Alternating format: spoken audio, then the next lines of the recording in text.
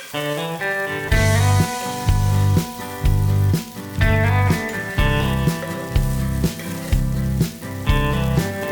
friends, welcome to Madras Samayal.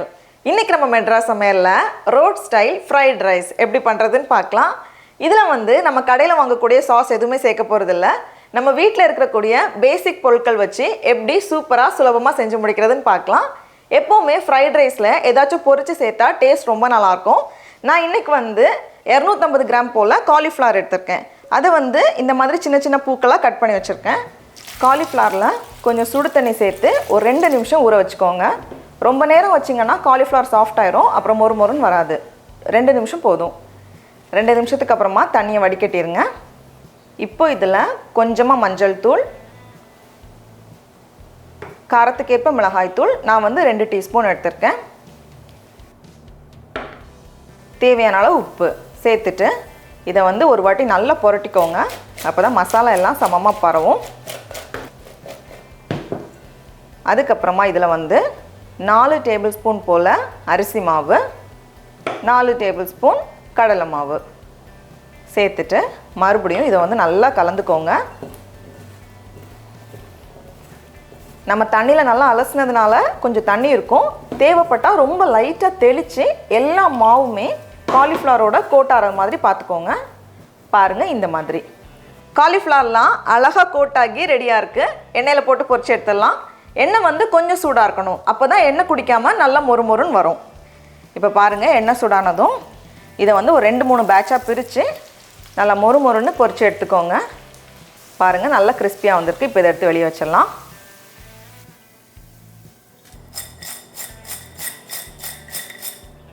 பாருங்கள், காலிஃப்ளவர்லாம் அழகாக பொரிஞ்சு ரொம்ப சூப்பராக வந்திருக்கு. அப்படியே நம்ம சாப்பிட்றலாம். ரொம்ப ரொம்ப சூப்பராக இருக்குது. அடுத்தது வந்து மசாலா பண்ணுறதுக்கு நான் இன்றைக்கி வந்து 5 காஞ்ச மிளகாய் எடுத்திருக்கேன்.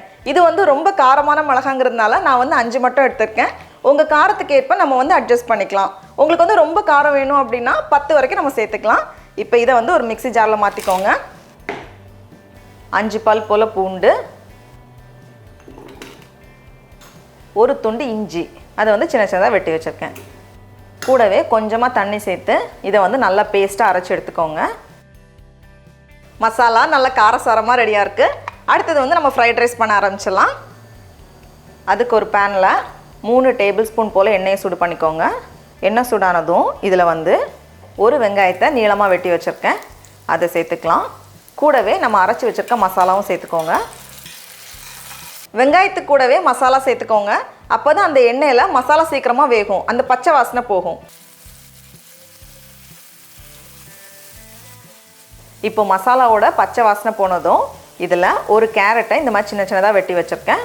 கூடவே 5 போல் பீன்ஸ், அதையும் இந்த மாதிரி சின்ன சின்னதாக வெட்டி வச்சுருக்கேன்.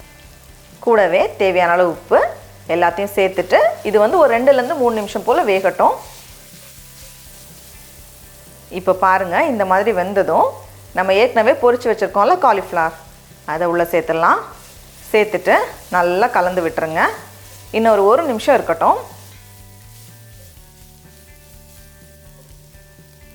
இப்போ இதில் வந்து நம்ம சாதம் சேர்க்கலாம். நான் இன்றைக்கி வந்து 1 கப் பாஸ்மதி அரிசி, அதாவது 200 கிராம் பாஸ்மதி அரிசியை அரை மணி நேரம் தண்ணியில் ஊற வச்சு வேக வச்சு எடுத்துருக்கேன். நல்லா இந்த மாதிரி உதிரி உதிரியாக எடுத்துக்கோங்க. வேக வைக்கும்போது கொஞ்சமாக எண்ணெய் சேர்த்துக்கோங்க. அப்போ தான் இந்த மாதிரி ஒட்டாமல் நல்லா உதிரி உதிரியாக வரும்.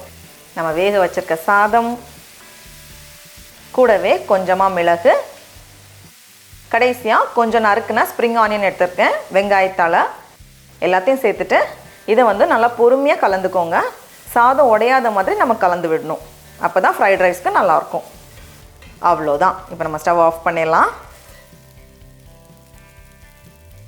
டடா, நம்மளோட சுவையான ஃப்ரைட் ரைஸ் ரொம்ப ரொம்ப சூப்பராக அழகாக தயாராகிடுச்சு.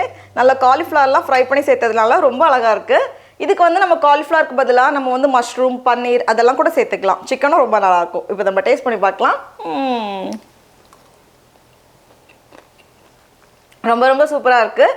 நீங்களும் கண்டிப்பாக அந்த ரெசிபியை வீட்டில் செஞ்சு பாருங்கள். உங்களுக்கு இந்த வீடியோ பிடிச்சிருந்துச்சுன்னா மெட்ராஸ் சமையலுக்கு சப்ஸ்கிரைப் பண்ணுங்கள். நாவின் சுவை எறும்புகள் மலரட்டும்.